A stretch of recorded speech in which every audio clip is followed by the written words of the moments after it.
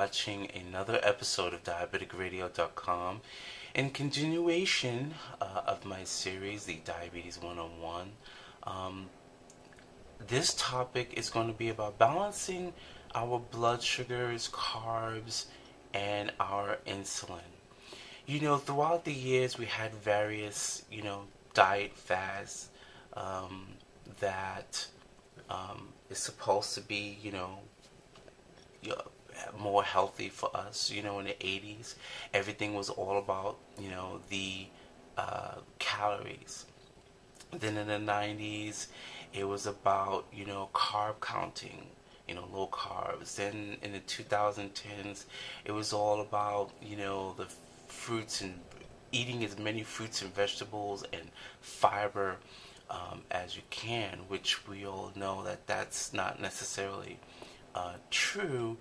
You can eat, there are fruits and vegetables that are very high in carbs, and we do have to be careful of what kinds of fruits and vegetables that we consume a lot of, that is.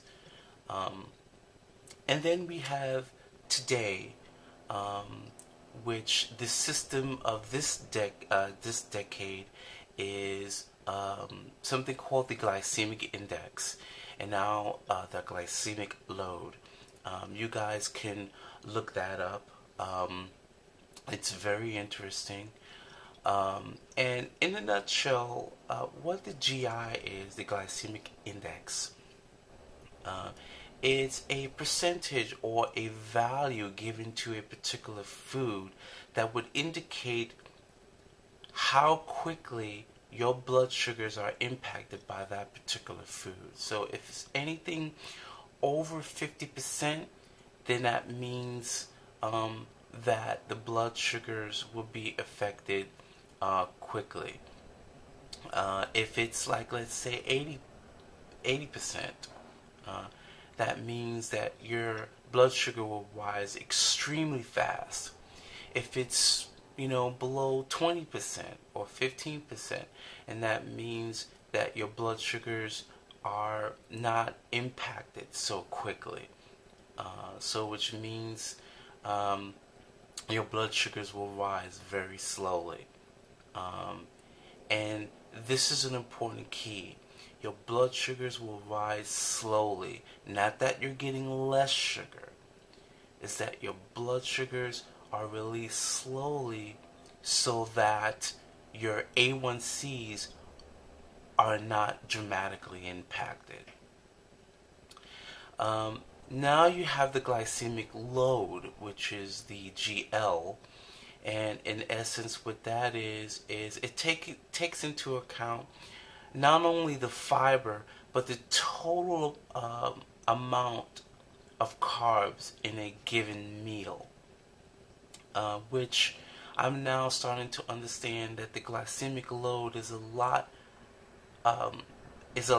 better system to focus on rather than the glycemic index.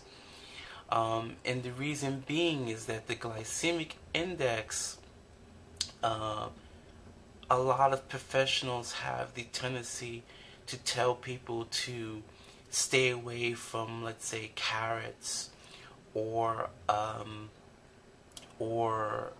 watermelon or something like that, because they may have, actually they do have a high GI,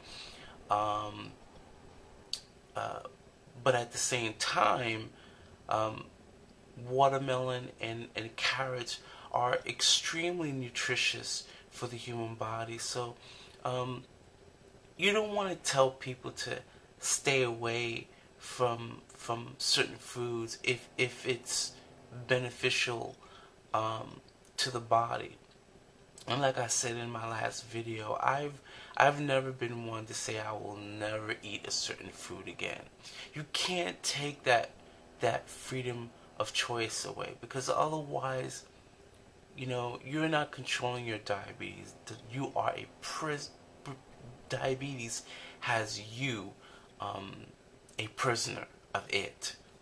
And it's very important to have diversity in your life. It is possible to have that diversity in terms of food, and yet still be able to successfully control your blood sugars. So, glycemic index and glycemic load, you guys can look it up, is very interesting. Here's the thing that people, healthcare professionals, are not talking about, and I think this is makes a perfect example between people who have diabetes and people who don't.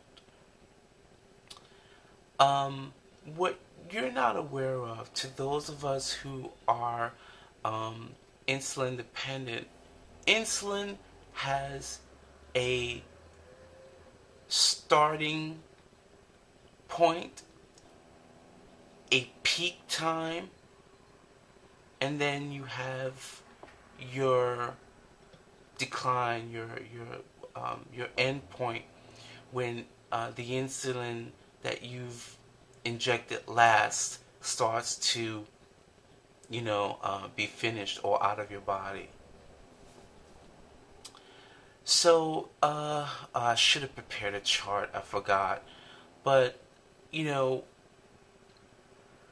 have your, like I said, you have your beginning, your peak, and your end point. Certain insulins, like rapid acting insulin, tries to kind of catch up with the foods that you've eaten. So when you eat a food, your blood sugar has a beginning point, a peak point, and an end point.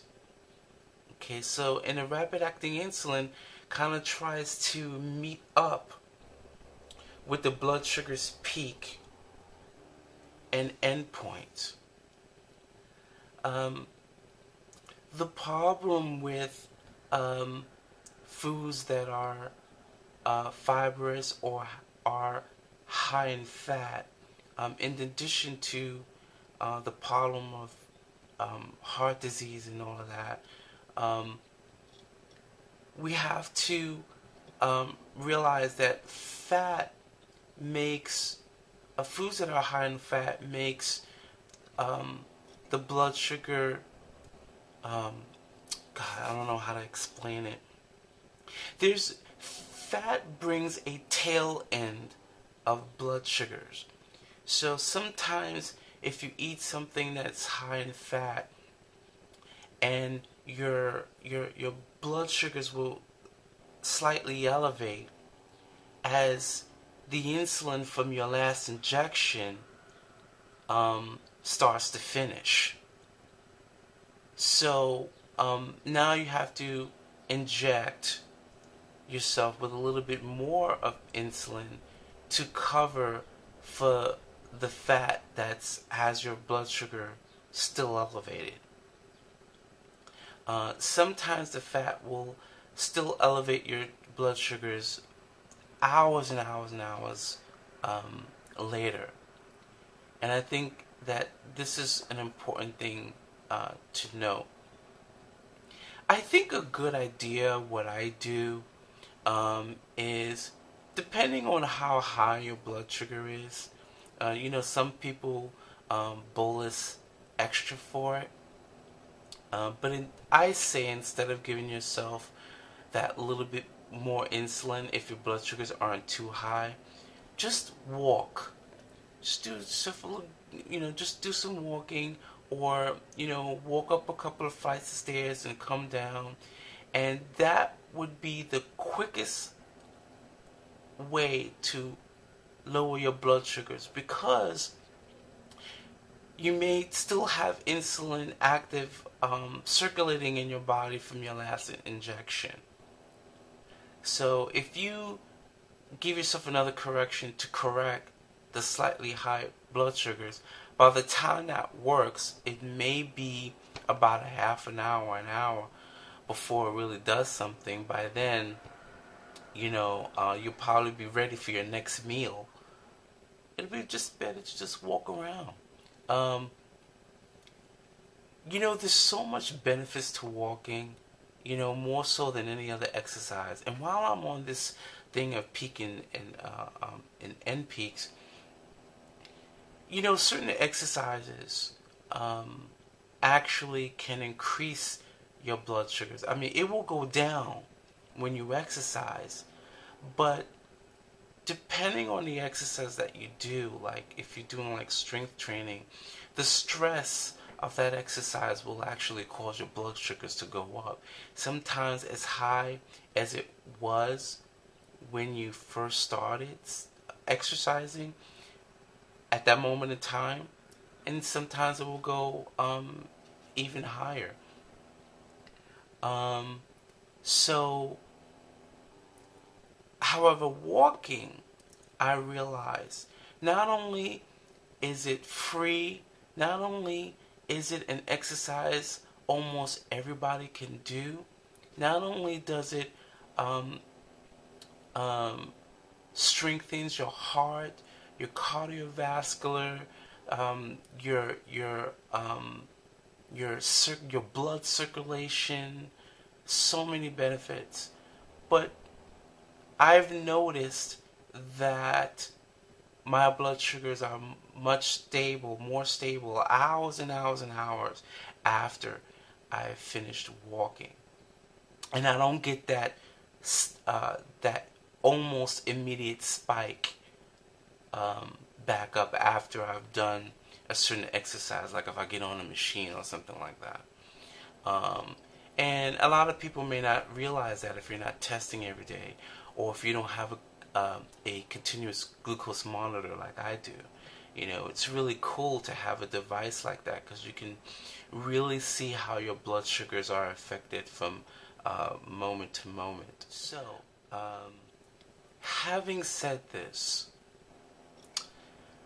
do you guys really now understand why I've been pushing my viewers from the beginning to see an endocrinologist? It is so important, because insulin is not a pill. Insulin is a hormone, and you have to be trained properly on how to use insulin in order for it to work for you. If excuse me, if you find yourself in a position to where you are truly indeed insulin dependent. And this is also why it's important for people who are type 1 to start their insulin regimen early, as soon as possible. Okay, because you can't avoid the inevitable.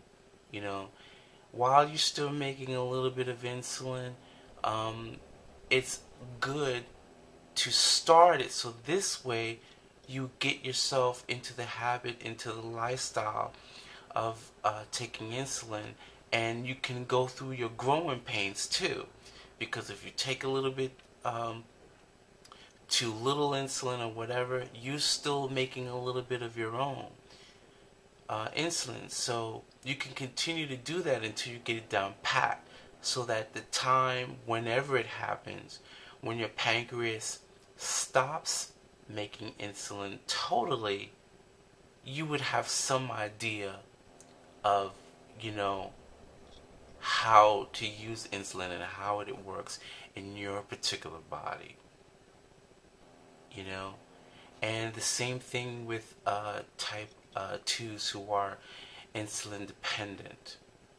I think it's a very, very, very important thing to know. And again, I'm not saying that a general practitioner isn't good, or trying to impose my belief on you. What I'm really trying to impress is the importance of making sure that you are aware of every and any possible methods,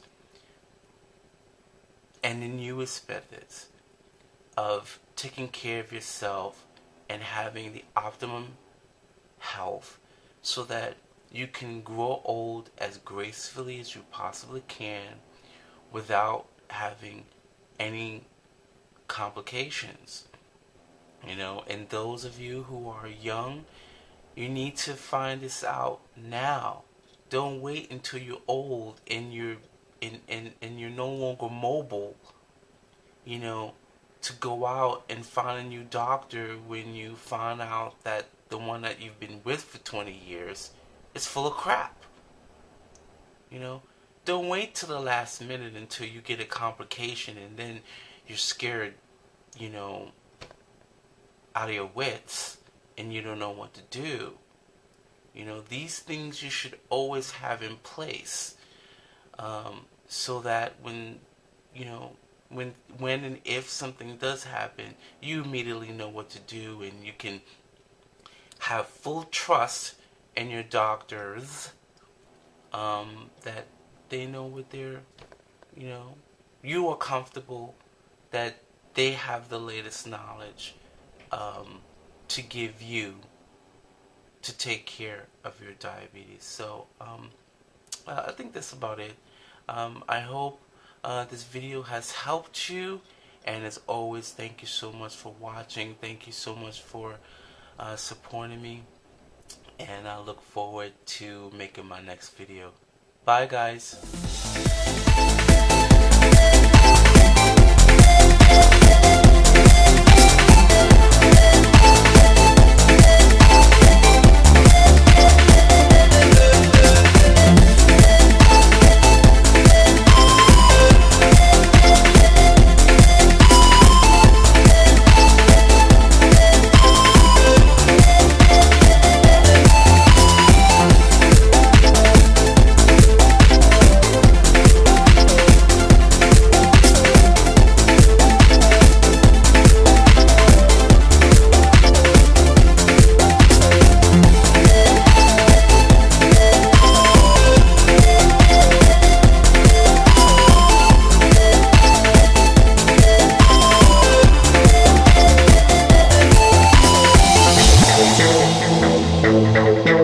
Thank you.